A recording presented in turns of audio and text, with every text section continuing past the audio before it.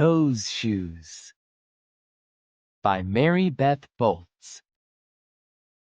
Illustrated by Noah Z. Jones.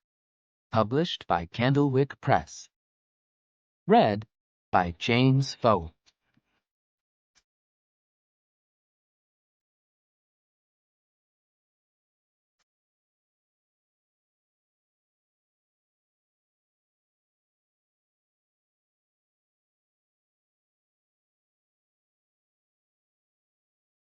I have dreams about those shoes. Black high tops, 2 white stripes. Grandma, I want them. There's no room for want around here, just need, Grandma says. And what you need are new boots for winter.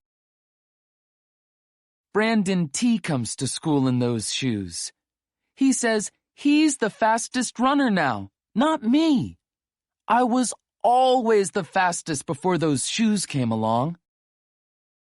Nate comes to school in those shoes. Antonio and I count how many times Nate goes to the bathroom. 7 times in one day, just so he can walk up and down the hall real slow. Next, Alan Jacoby and Terrence each get a pair. Then one day, in the middle of kickball, one of my shoes comes apart. Looks like you could use a new pair, Jeremy. Mr. Alfrey, the guidance counselor, says. He brings out a box of shoes and other stuff he has for kids who need things. He helps me find the only shoes that are my size. Velcro, like the ones my little cousin Marshall wears.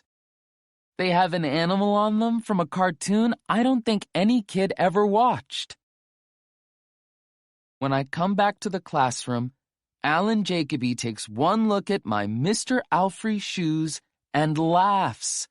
And so do Terrence, Brandon T., and everyone else. The only kid not laughing is Antonio Parker. At home, Grandma says, "How kind of Mr. Alfrey." I nod and turn my back. I'm not going to cry about any dumb shoes.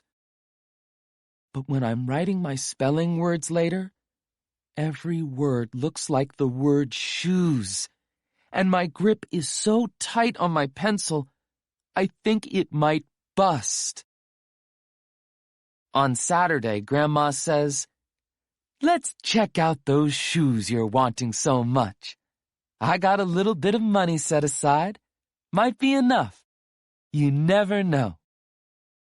At the shoe store, Grandma turns those shoes over so she can check the price. When she sees it, she sits down heavy. "Maybe they wrote it down wrong," I say. Grandma shakes her head. Then I remember the thrift shops. What if there's a rich kid who outgrew his or got 2 pairs for Christmas and had to give one of them away?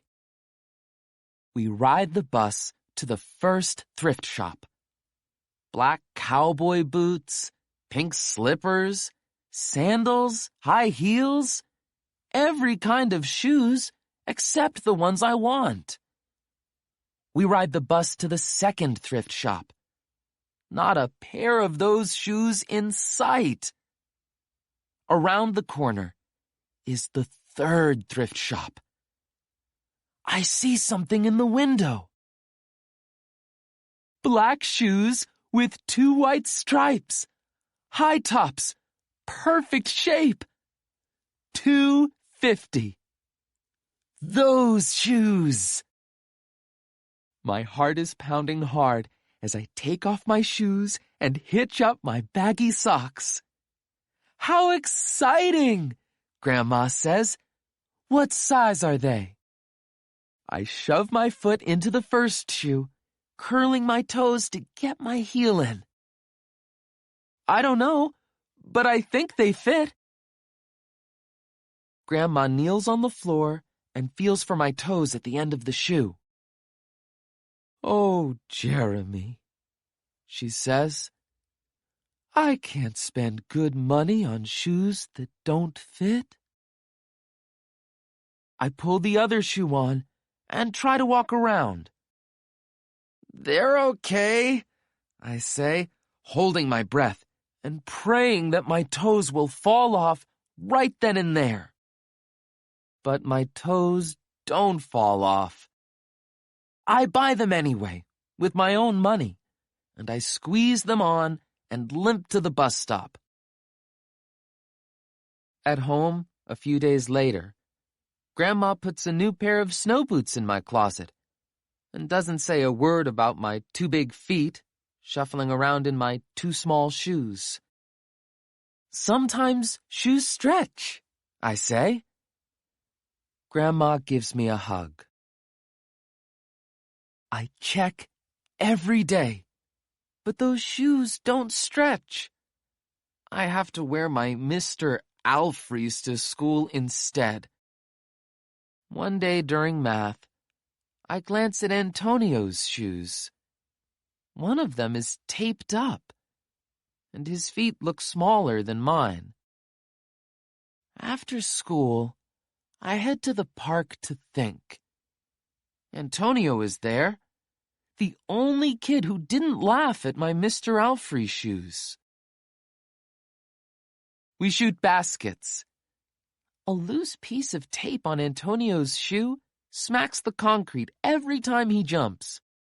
I think, I'm not going to do it. We leap off the swings. I'm not going to do it. We race from one end of the playground to the other. I'm not going to do it, I say. "Do what?" Antonio says, breathing hard. Grandma calls me for supper and invites Antonio over too. After supper, he spies my shoes. "How come you don't wear them?" Antonio asks. I shrug. My hands are sweaty. I can feel him wishing those shoes were his. That night, I am awake for a long time thinking about Antonio. When morning comes, I try on my shoes one last time. Before I can change my mind, the shoes are in my coat. Snow is beginning to fall as I run across the street to Antonio's apartment. I put the shoes in front of his door, push the doorbell, and run. At school, Antonio is smiling big in his brand new shoes. I feel happy when I look at his face and mad when I look at my Mr. Alfrey shoes.